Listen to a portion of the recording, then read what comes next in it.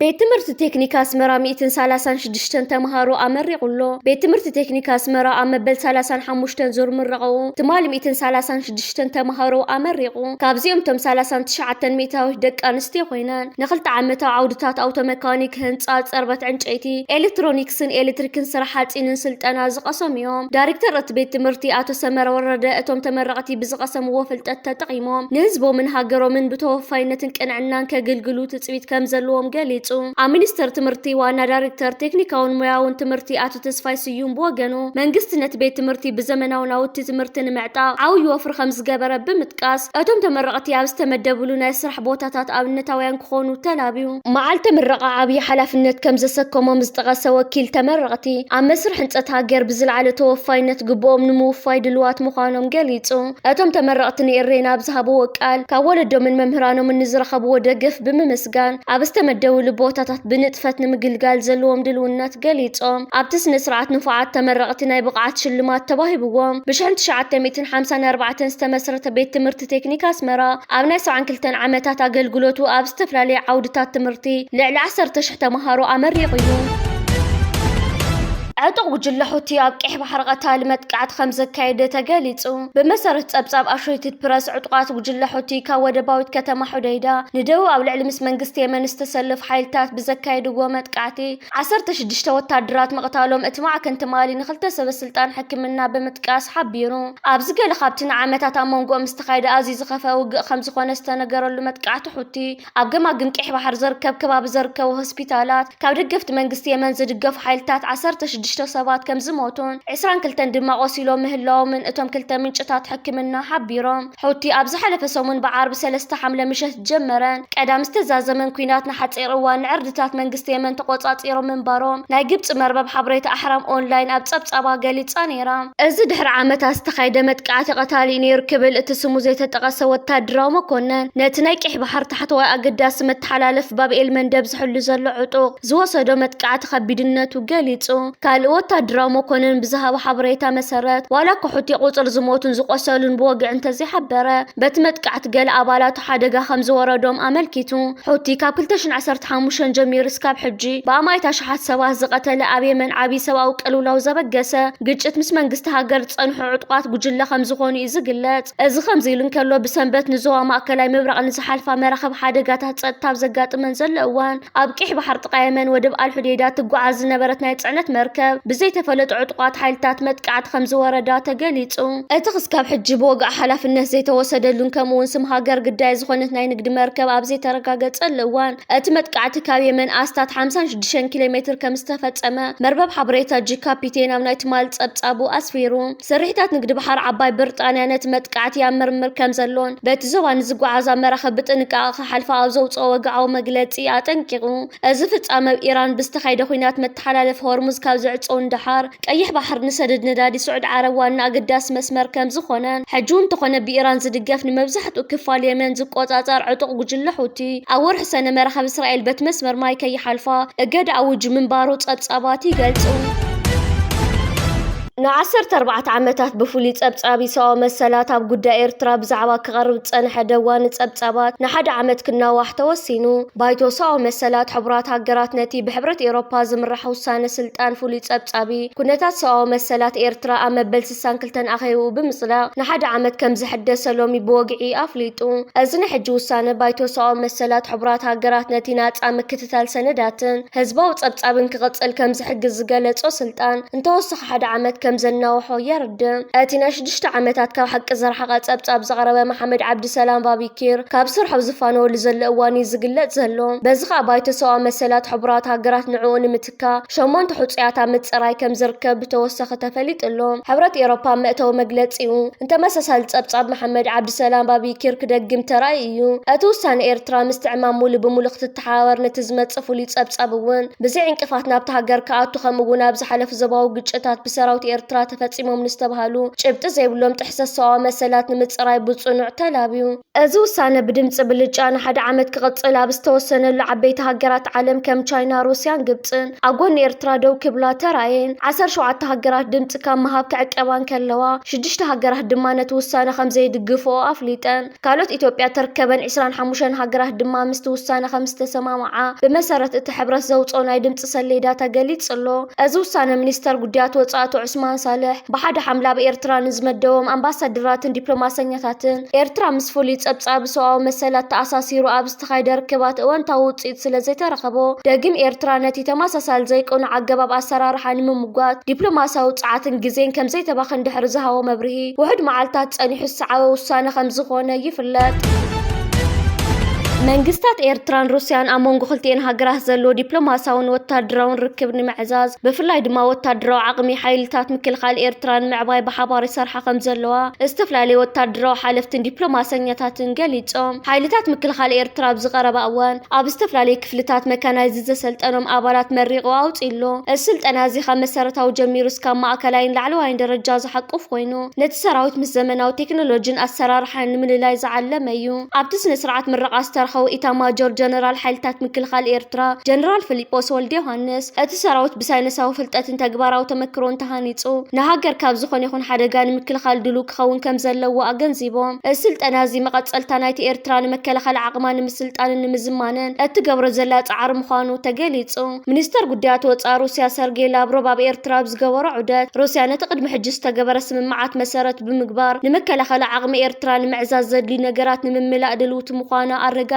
እዩ። እዚ ምትሕብባር ዝን ወታደራዊ ኣጽዋርን ቴክኖሎጂን ጥራሕ ዝድርስ ዘይኮነስ ንዜጋታት ኤርትራ ኣብ ሩስያ ናይ ትምህርቲ ዕድል ብምሃብ ወታደራዊ ፍልጠቶም ንምዕባይ ዝዓለመ ምዃኑ ተፈሊጡ። ክልቲአን ሃገራት ኣብ ኣህጉራዊ መድረኻት ብፍላይ ውድብ ሕቡራት ሃገራት ዘለዎን ሓበራዊ ቅዋም ንምጥንኻርን ኣብ ዞባ ቀርኒ ኣፍሪቃ ሰላምን ምርግጋእን ንምስፋን ዝዓለመ ምትሕብባር ንምግባር ተሰማሚዐን ኣለዋ። ብተወሳኺ ነዚ ኣብ መንጎ ክልቲአን ሃገራት ዘሎ ወታደራዊ ምትሕብባር ዝሕይሉ ሓበሬታታት ይወጽ ኣለዉ። ብመሰረት ዝተፈላለዩ ምንጭታት ዜናን መራኸቢ ብዙሃንን እተን ብዘመናውነተን ዝፍለጣ ሱ-35 ዝዓይነተን ናይ ሩስያ ተዋጋእቲ ነፈርቲ ናብ ኤርትራ ከም ዝኣተዋ ይግለጽ ኣሎ። እዘን ነፈርቲ እዚአን ብሉጽ ናይ ውግእ ብቕዓትን ዝተረቐቐ ቴክኖሎጂን ዘለወን ኮይነን ናብ ኤርትራ ምእታወን ንዓቕሚ ምክልኻል ሰማያዊ ክልል ሃገር ዘሕይልን ንኣየር ሓይሊ ኤርትራ ናብ ዝለዓለ ናይ ዘመናውነት ደረጃ ዘሰጋግርን ዓብዪ ስጉምቲ ምዃኑ ተገሊጽሎ። እዚ ምዕባለ እዚ ኤርትራ ኣብ ዞባ ቀርኒ ኣፍሪቃ ድልዱልን ብቴክኖሎጂ ዝተዓጠቐን ምክልኻል ንኽህልዋ ዘኽእላ እዩ።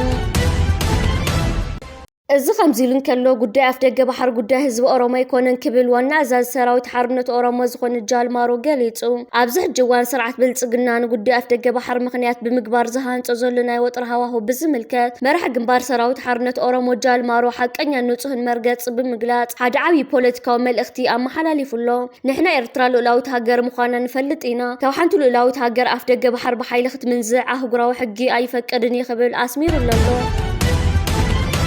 እዚ ከምዚ ኢሉ እንከሎ ወጥሪ ቀርኒ ኣፍሪቃ ኣብ ዝለዓለ ደረጃ በፂሕሉ ኣብ ዘሎ እዋን ሎሚ ንጉሆ ዕለት 7 ሓምለ ቀዳማይ ሚኒስተር ኢትዮጵያ ኣብይ ኣሕመድ ናይ ፓርላማ ኣኼባ ብዝፀዋዓሉ እዋን ሚኒስተር ጉዳያት ወጻኢ ሩስያ ሰርጌይ ላቭሮቭ ንስራሕ ዑደት ኣዲስ ኣበባ ኣትዮም። እቶም ሚኒስተር ጉዳያት ወጻኢ ኣብ ኣህጉራዊ መዕርፎ ነፈርቲ ቦሌ ኣዲስ ኣበባ ክበጽሑ ከለዉ ብዋና ዳይሬክተር ጉዳያት ኤውሮፓን ኣሜሪካን ሚኒስተር ጉዳያት ወጻኢ ኢፌድሪ ኣምባሳደር መለስ ኣለም ድሙቕ ኣቀባብላ ተገይሩሎም ኣሎ።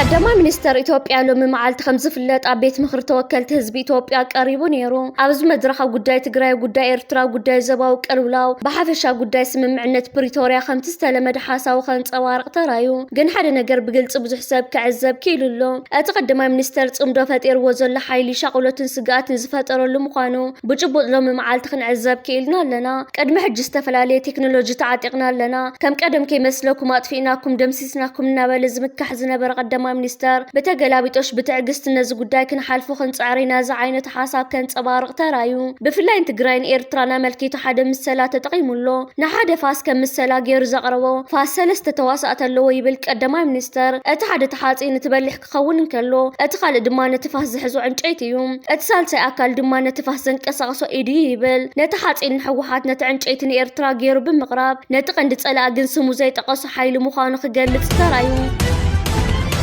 ተጋዳላይ ሓድሽ ግርማይ ከም ዝዓረፈ ተገሊጹ ኣብ ኣስመራ በዓል ፎርኖባ ንሰዓት 5 ንጉሆ ተሲኡ ነቲ በዓል ድንኳን ኣፍ ደገ ድንኳን ገዲፍሉ ዝኸይድ ተመሸማዕ ባን ዝትንክፋ የለን ሓድሽ ግርማይ ጅግና ተጋዳላይ ወዲ ናቕፋ ሳሕል ነይሩ ናብ ዓደይ ክኸይድ ስለ ዝበለ ብፍቓዱ ህዝባዊ ግንባር ዝግብኦ ሂባ ኣፋንያቶ ኣብ ትግራይ ጣዕሞን ስልያ ሻዕብያ ኢኻ ተባሂሉ ነዊሕ ኣሲሮሞ ኣብ ኩናት ምስ ህዝቡ ተሳቲፉ ብሰላም ተመሊሱ ሓድሽ ግርማይ ናቐፌታን ነብሰ ናቐፌታን ብዝግባእ ዝፈልጥን ዝሰርሓሉን ሃሂልካ ምዝራብ ከዓ ናይቲ ዝዓበየሉ ኤርትራዊ ባህሊ ዝወረሰ እዩ ሓድሽ ግርማይ ኣጋጌሞ ናብ ሓራ መሬት ዝበሃል ናይ ዕሱባት እኽብካብን ናይ ወዲ በሻሸ ኸደምትን ወሪዱ ነይሩ ብምንታይ ከም ዝሞተ ዋላ ሓንቲ ሓበሬታ የለን ግን ሞይቱ ብምባል ኣብ ማሕበራዊ ሚድያ ተዘርጊሑሎ እዚ ከምዚ ኢሉ እንከሎ ኩናት ፈጺሙ ዘይሕሰብ ክብል ኣምባሳደር ኣሜሪካ ኤርዊን ማሲንጋ ገሊጹ ኣምባሳደር ኣሜሪካ ኢትዮጵያ ኤርዊን ማሲንጋ ኣብ መበል 250 ዓመት ናጽነት ሃገሮም ኣብ አዲስ አበባ ዘስምዕዎ መደረኦም ነዝገለጹ ሃገሮም ኣሜሪካ ዘባው ምርጋእ ዘናውጽ ሓይልታት ስቑኢላ ከም ዘይትርኢ ምስ ኢትዮጵያ ዘለዋ ታሪካውን ስትራቴጂካውን ሽርክና ጠናኺራ ከም ትቕጽል ገሊጹ ኣምባሳደር ኤርዊን ማሲንጋ ብዛዕባ ምዕራብ ትግራይ ኣብ ዘሕለፈ ቁልፊ መልእኽቲ ጉዳይ ምዕራብ ትግራይ ብዝምልከት ብኹናት ወይ ድማ ብሓይሊ ዘይኮነስ بسممعنت بريتوريا كفتحن بحقاو منقد ون بزلاقة منقد فتح خركبي خبل تسامع له كلهم وجنات كويناس زقصقصو مخنياتاتن كيادوتاتن تطاو كبلو خمس قباون ابتزحلفو ملእኽቲ ክጠቅስተራዩም بحفش أمريكا قد إثيوبيا زلوا قوامة الكتاب زحلفتو ملእኽቲ سممعنت بريتوريا بمولئነት ክትግበርና ኩናት ምምላስ ከም ዘይሕሰቦን ዝሓስብ ሓይሊ ውን ከም ዘይዕግብዎ ክገልጽ ተራእዩሎ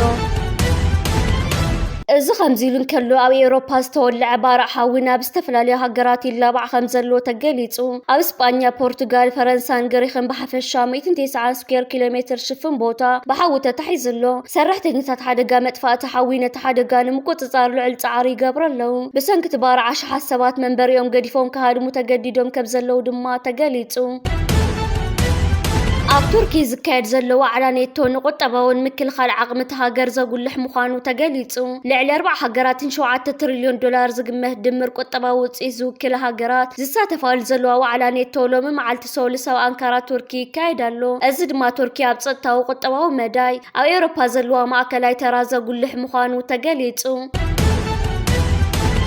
ኣብ 59 ሃገራት ኣብ ዝተዘርግሐ ጸረ ዘይሕጋዊ ምስግጋር ደቂ ሰብ ንምክልኻል ኣብ ዝተገበረ ዓለም ለኻዊ ስርሒት ልዕሊ 1000 ሰባት ኣብ ትሕቲ ቀይዲ ከም ዝኣተው ተሓቢሩ ብኢንተርፖል ዝተዋሃደ ስርሒት ግሎባል ቼይን ዝተሰመየ ወፍሪ ነቲ ጾታዊ መዝመዛ ግድድ ዕዮን ገበናትን ግድድ ምልማንን ዝዓለመ ዘይሕጋዊ ምስግጋር ደቂ ሰብ ዒላማ ዝገበረ ነይሩ ሰበስልጣን ከም ዝገለጽዎ ግድያት ናብ ካምቦዲያ ብምውሳድ ኣብ ምትላል ብኢንተርኔት ንኸሳትፍዎም ዝሰርሕ ዝነበረ መርበብ ከምኡውን ብማሕበራዊ መራኸቢታት ዝተመልመላ ትሕቲ ዕድመ ዋልድ ኣብ ኤውሮፓ ፓንጸታው ስራሕ ከግድድ ጸንሐ መርበብ ከም ዝፈረሳ ፍሊጦም ኣለው ብሓፈሻ 2070 ግድያት ወይ ግድያት ክኾኑ ዝኽእሉ ዝተለለዩ ኮይኖም ሰበስልጣን ከም ዝገለጽዎ መብዛሕተን ደቂ ኣንስትዮን ካብቶም ዝተተሓሰባት ድማ እቶም 334 ብገበን ዘይሕጋዊ ምስግጋር ደቂ ሰብ እቶም 690 ድማ ምስኡ ብዝተኣሳሰሩ ገበናት እዮም ተኸሲሶም ነቲ ስርሒት ምስትካል ምትሕብባር ፖሊስ ሕብረት ኤውሮፓን ትካል ሓለዋ ዶብ ኤውሮፓን ብምውሃድ ዝመርሕ ኢንተርፖል ዝቃየር ሜላታትን ናይ ምስግጋር መንገድታትን ከም ዘቃልዐ ሓቢሩ እቲ ስርሒት ከም ዘርእዮ ካብ ላቲን ኣሜሪካ ዝመጹ ግዳያት ኣብ ኤውሮፓ ናብ ግድድ ዕዮ ናይ ምስግጋር ሓድሽ ዝምባለ ከም ዘሎ ዝተለለየ ኮይኑ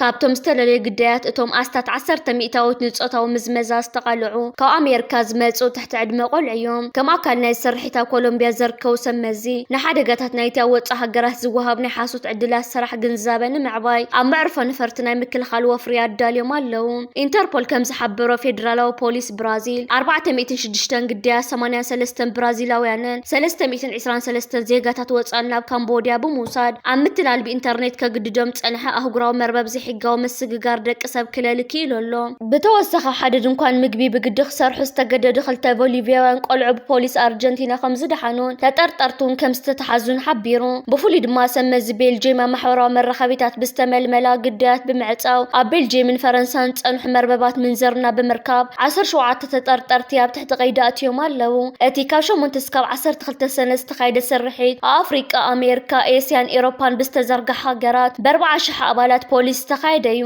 እቲ ስርሒት ከም ዘርኣዮ መብዛሕትኦም ግዳያት ንጾታዊ ምዝመዛ ዝተሰጋገሩ ኮይኖም እቶም 20 ሚእታዊት ገበን ክሰርሑ እቶም 11 ሚእታዊት ንግድድ ዕዮ እቶም 2 ሚእታዊት ድማ ንግድድ ምልማን ዝተገደዱ እዮም ኢንተርፖል ከም ዝገለጾ እዋን ስርሒት ዝተለለየ ግዳያት ናብ ኣገልግሎት ዕቑባን ደገፍን ውሽጢ ሃገር ከም ዝተመሓላለፉን 465 መርመራታት ከም ዝተጀመሩን ሓቢሩ حبيرو أبز سرح التوسخ 201 تطرطرتي تلاليوم عباي بريطانيا أمريكا فرنسا جرمن إسبانيا نيجيريا تايلاند بيتنا من زركب إن هاجره دما تساتيفن وانا صحفي انتربول فالدس أوركيزا خمس قلتو زي حقاو مسققار دك أساو كل شع خابتهم زبازح مخسب زمتون بسافي استزرقحن ودبات جبنات حدا وينو عمت متسأل ببليونه زقوط أرزي حقاو آتاوية فريم أزي جبن زي عولع لقدات كبيد النبارن قدات كم زورد زحبرت وانا صحفي وتصيت زسرحت هاجرات نتوم مرببات جبن مفراسن أمانج هاجرات زلو متحوار نمدل دالن بحبار كعيا خلوا انتاي كعمم كم زخل زر إيلو أما عدي خا خطرت هذا اللي خاص أبزوانا بحقوتاتك تسقيل كايو نتي زفلت كايا خا أمزقف تصفرو تسندو نولدو تم حلالفو كصال نتني هاجركا توحيس مالتي حلافنتكم حتى محجز لهم منسيات نحنا تزقبر غيرنا هنا انت حاميقو انت تصبيقو انت تنوقفنا انت ختنو دنا تزقبر غيرنا ناصنت امصينا لنا ناصنت ناي نعقاب هاجرنا يمنهناص تاريخ نابزومنا اش دلو حصاونتي حج دلو اموال حصانات دلو اب جونيور دلو اب سكندري سكول دلو ناي ممحلاف كان ناتكم حلافنتي مالتي نحو طرحنا نحنا نلابوكم نخل